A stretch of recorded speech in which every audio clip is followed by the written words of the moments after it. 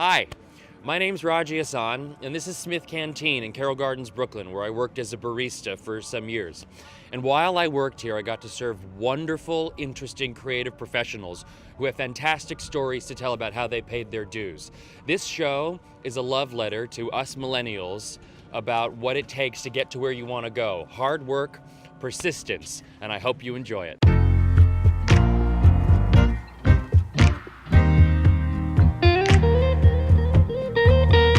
Today's conversation is with actress and podcast host Ilana Levine. Her podcast, Little Known Facts, can be found online. And here's a little known fact. I was first introduced to her through the Broadway revival of You're a Good Man, Charlie Brown. And the first show I ever did was You're a Good Man, Charlie Brown at Lee Elementary in 1996. Can you think of the very first theatrical experience you had, or something that comes to mind? Yes. Well, when you say theatrical, does it have to be in the theater, or can it be like a movie I watched? So that's a great question. I'm saying in the theater, but if that's where your mind goes. My mind went to being very young and winning free tickets to The Sound of Music and the film, and being really, really terrified when they were hiding like in the cemetery behind the things, and the Nazis lights were coming by. Yeah, I always feel like I'm back there with them. Yeah, terrifying. So when I think of like my first experience watching a piece of art, I think that's we often remember. There may have been many things I'd seen before that, but my first trauma in the theater was watching The Sound of Music in my neighborhood, little Main Street theater, and just like running out of the theater. But I also remember one of the first Broadway shows I saw, being very, very young, and it was a chorus line. And my mother, every celebration was, if it was your birthday or anything special, you got to go see a Broadway show, because we were fortunate to live close enough to New York City to do that. And I remember watching it and just loving it, and my mother sort of being very uncomfortable with certain parts, like maybe this wasn't the best play to bring my, very young child to. And the lights came up for intermission, and I was about to ask her a question, and she's like, oh God, is it going to be like, which part of this play? Yeah. And I asked her, what is a resume?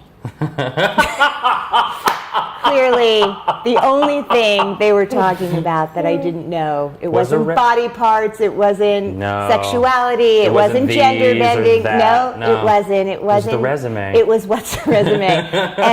and that still remains a question for me. And it's sort of what you're thinking of, like, what is a resume? Yeah, what are you talking about? Right, like, does it define us? Do we need to puff it up a little bit? Like, what's a resume? Yeah, who cares? Yeah. When did you start to think, I think I can do that? I can act? Yeah. Or I want to pursue this? Why don't I try it? I started acting for the same reason I did a lot of things when I was younger. It was because I had a crush on someone. Oh. So a lot of things I did were born out of love. Yeah. And I met someone that I liked a lot. He was actually cutting my hair, and we had a lot of chemistry. And he had a Samuel French play at his station at the Salon, which I'd never seen before. The only plays I'd seen were like collections of plays that you would have in school in your English class or the library, and it would have like every Arthur Miller play or every Tennessee Williams play, but this was some like In the Boom Boom Room or something, a David Ray play. And so I was looking at it, and he was telling me, yeah, that's what like Samuel French plays look like. I have an acting class tonight, I'm doing a scene. Do you want to come? And I was like, yes, yes I do, I would. And so I was, I guess it was between high school and college. I wasn't someone who acted as a kid or really did plays in high school. Wasn't on my radar, although we always went to the theater. And I went to an acting class with him at his studio in New York City called the Terry Schreiber Studios. And I thought, I think this happens for people in all sorts of ways, whether it's a religious experience or, I need to live in this town. And I was like, I didn't know that I missed this whole family. I didn't even know I had this family, and then there they were. And that was the beginning of taking class, and slowly what I thought I was going to major in college changed, and it was because I had a crush on Bruno Rondinelli. There you go. Thank you, Bruno. Thank you, Bruno. Thank you so much. Shout out, a very talented hair artist, as it turns out. He did not stay in this studio, and I did. So that's how it started. So we fast forward a few years to, I guess, you being in New York and auditioning and things as such. How did you pay your rent while auditioning? So I had a lot of roommates. I lived have on 3. the Upper West Side. Now in an apartment that would probably be $30,000 a month to rent when I think about it. But a friend of mine was dear friends with a family who had this Upper West Side, like huge, sprawling 6-bedroom place that was rent stabilized. And I think in the 6 bedrooms there were probably more than 6 of us living there. Probably. I waited tables, which I loved, at an Upper West Side eatery. But I actually was fantastic at waiting tables. I loved having all that cash in my hands at night. I think maybe pole dancers also have the same great feeling. I waited on James Earl Jones. I waited on Sam Shepard. I waited on Carly Simon. I mean, there were a lot of legends that I admired that came in. And I found that they were all incredibly generous. At one point, Sam Shepard walked in, and I was doing a scene from one of his plays in scene study class from Alive the Mind. And I just was able to, I was like, you know what, this is really awkward, but I'm actually not sure what's going on here. And he's like, oh, I don't even know if I know, but which is a perfect Shepard answer. But he ended up he's like, what time do you close? And I'll come back and I'm happy to talk to you about it. His family was out of town and he was home. And so I had a lot of those experiences. That's insane. Yeah. Oh my gosh, I'm like... Yeah, that's one of many experiences of people who came in and that were generous to you. Yeah. That's what I'm finding too, is that this business is so giving. It really is so giving. I'm from Los Angeles, where everybody's in their car, you know what I mean? Yeah. And I could have very easily chosen to stay there. Right. But came here, everybody's outside, and you say hello to people, and they say hello back. That's right. Hello. Just hello. Hi. Yeah, it's Oh my nice to see God, how are you? It's Ilana Levine. How natural for us to be sitting in the cafe with people. With nobody else here. Isn't that Just great? a couple of cameras, how fortunate. People walk by and they're like, what? Oh, who's I know, that? and I love that he came back. No biggie. Marcus is the best. He's the best. So how long were you waiting tables? So I had something kind of fortunate happen. Okay. Which is while I was waiting tables, and I was probably there for a year and a half, I would come backstage.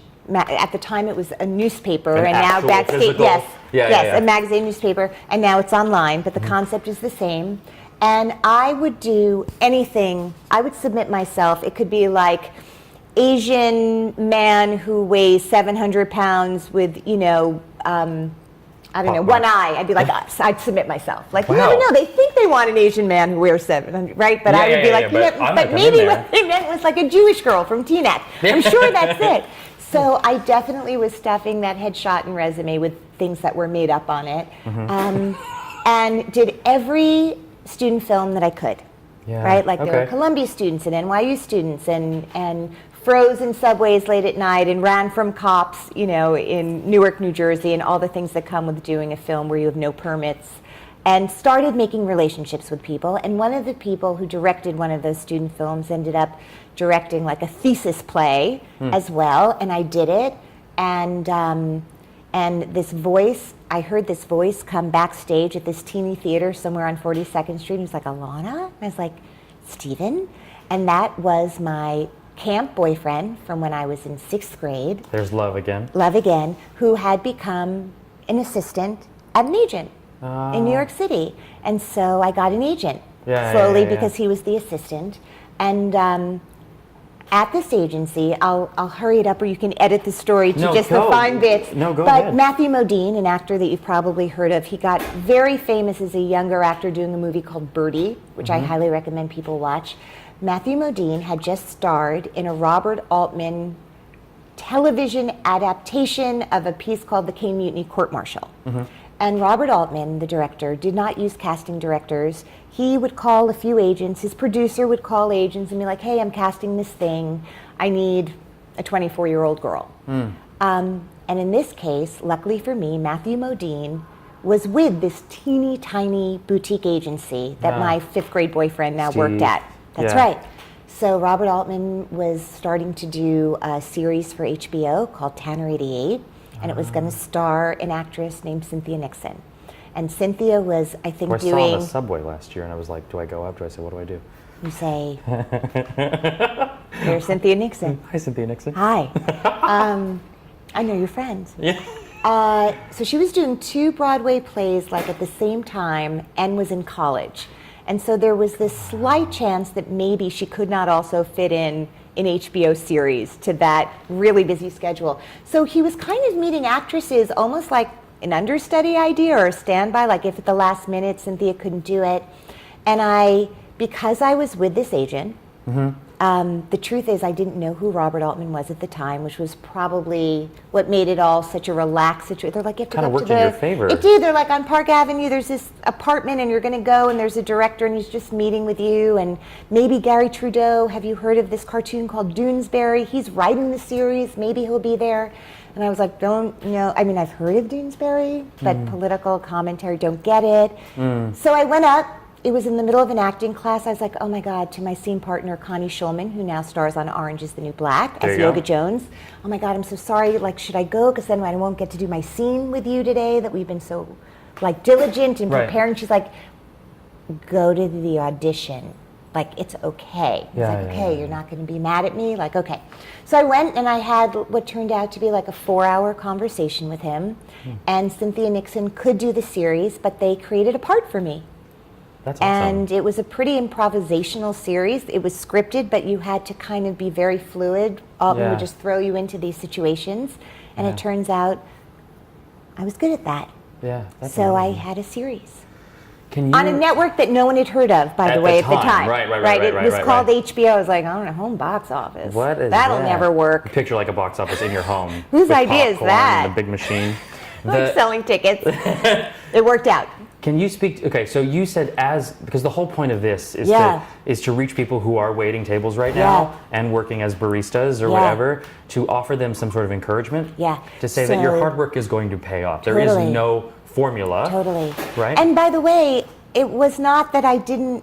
So for some people that happens and they never look back. Right. And for me, if you looked at if I had like an EKG. Yeah. It would look like she has heart trouble, right? Or she's very excited, and then she's she's flatlining. Yeah. So it started off in this remarkable way, and part of what happened is I got to work very early on with incredibly talented people.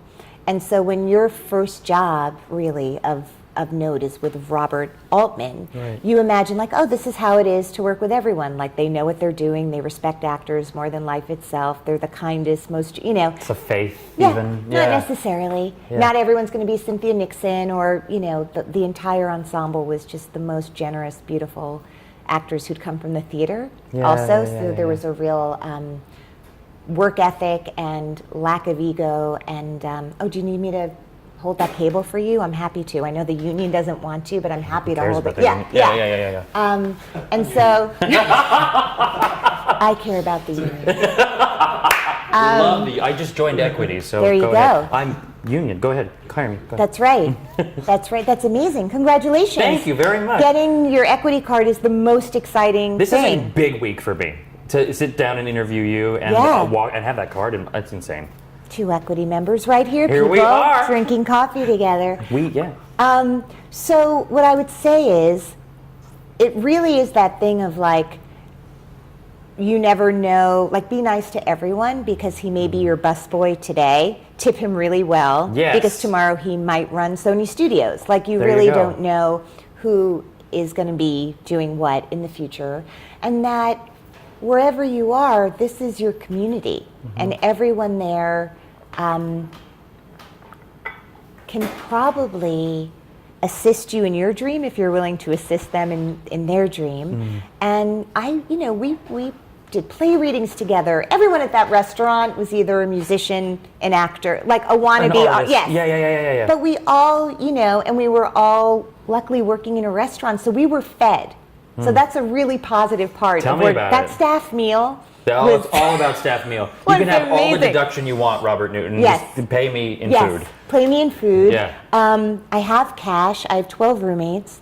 I mean, I don't know You allowed it to be fun, it sounds like. It was pretty fun, but not everyone loves waiting tables, and not everyone was as good at it as I was. There you like, go. I gotta say. You were probably fantastic. It was really a natural. Is there any advice you can offer to someone who doesn't love it? Like, what can you find in the moment that makes it enjoyable? Well, I mean, look, I know plenty of people who have worked in restaurants with some very not nice managers, right? I mean, there are people who, not everyone is nice, but I don't know. I feel very fortunate. My general disposition is happy. Yeah. I don't suffer from depression, and if I did, and I know many people who do, that's really, really awful and hard. So I don't have that gorilla on my back. Right. And I had a family who believed in me. Yeah, it's very helpful. You know, if I couldn't make the rent, I wasn't all alone in that way. Yeah. But I think then if you really hate it, you should find another way to make money. And there are so many skills that your generation, because you were much younger than me, I did not grow up a native speaker of the language that is computer. You're right. So you could build a website for someone. You could make so much money doing graphic design, like the things that you know how to do on a computer just because you are your age. Like the way I know how to use a pencil, you know how to use a keyboard, and you probably know how to certainly do HTML, if not code, like a lot of people do. My roommates do. Okay, it seems to me that that's kind of really something a lot of people are self-taught. Shaking his head as my roommate behind the camera is like, I have no idea. So Self-taught, there's you're so saying? many things you can do as a freelance person that, you know, if true. you're not a people person or a restaurant person or a bar, you know, Yeah. but you want to not have something that keeps you from going on auditions. Yeah. And a lot of people get stuck in temp jobs or certain kinds of things where they're like, Doesn't they allow can't, you to- or babysitting. You can't not show up for somebody's kids. Right. Right? You can't nanny because eventually, like, it's not going to work. People are going to be like, I'm so sorry. I want you to get to do what you want to do, but I can't leave my job at my corporate job because you have an audition. So you also just have to be very pragmatic About what your priority is. Yeah. One more question. Yes. What would you say to 26-year-old Ilana, knowing what you know now? What would I say to 26-year-old? Are you saying, so that's like last year. What would I say to Ilana? I was so going to make that joke. I was so going to say that and get all the points, but then you said it. I know. You know, you and I, before we started rolling, you know, we were talking about success, right? And what does success mean and how we define it. And I feel like there are a lot of ways to define a successful life. And for me, at the center of it is creativity and love. And if I have creativity in my life, whether I have to make that work myself or have the great luxury of someone paying me, and also to value my time. That what you love to do, there's no shame in also getting paid for what you love to do. And that it took me a long time to understand that it can still be art, even if you get paid for it. That there was always some battle inside of me about, like, well, there's business and then there's art, and this understanding of the two cohabitating together. It took me a long time to kind of understand the value, that I'm just as valuable as someone who does something else. Now, you know, I can't say that I don't still struggle with that, right, in certain ways, because the world has a lot it needs right now. And I do believe that telling stories and art reflecting what's going on in the world and bringing us together as well as being provocative, it is really important, but there's also a lot of, like, boots on the ground stuff that needs to happen too. So, and giving back, like, I'll tell you, as long as you're giving back, I read this thing and it kind of connected me to the TED Talk, and I can't remember the person who gave this TED Talk, but it was sort of like scientifically proven that people who do a tremendous amount of volunteer work are absolutely happier than people who don't. And that doesn't mean you can't serve yourself and make yourself happy and that you have to be a martyr about it, but that it is kind of like a quantifiable, like you can measure it, weigh it, and it's just proven. And that has been very true for me, that there have been times where I don't really have the energy or feeling like, what do I have to offer? a coat for someone who needs one, right? It's really simple, but it really does. Coming on an unknown show. Coming on an unknown show. Listen, my podcast, there were a lot of people who took a leap of faith. I hadn't done it yet. It hadn't aired or been published, and a lot of people. LittleKnownFacts.com. Little Known Facts Podcast. Podcast.com. Is a website. So good. I'm going to listen to Laura Linney tonight when I go home. So my podcast is basically conversations with really successful artists talking about not obviously how do you celebrate like all the amazing things you happen, but how do you keep going? Yeah. How do you have longevity? How do you keep going during the times where people haven't been wanting to buy what you have? Right. You know, and I don't know, I remember when I started, this might be a 12-step program slogan, but it really resonated for me even though I was not a member of a 12-step program, which is don't quit before the miracle happens. And Wait. Just say that again. Don't quit before the miracle happens. That's so good. And it really might just be right now. Yeah. Right? Yeah. So, and whatever the miracle is, it takes all shapes and forms and sizes and, you know. So that was important for me to remember too. Yeah. Thank you. You're welcome. What a Thank you so pleasure much. to be here. Thank you. This is the most amazing latte I've ever had. Ever? Ever. Oh, ever. wow. So, Smith Canteen. there you go. So Thank you cheers. so much. Thank Cheers. you. And to you. Cheers.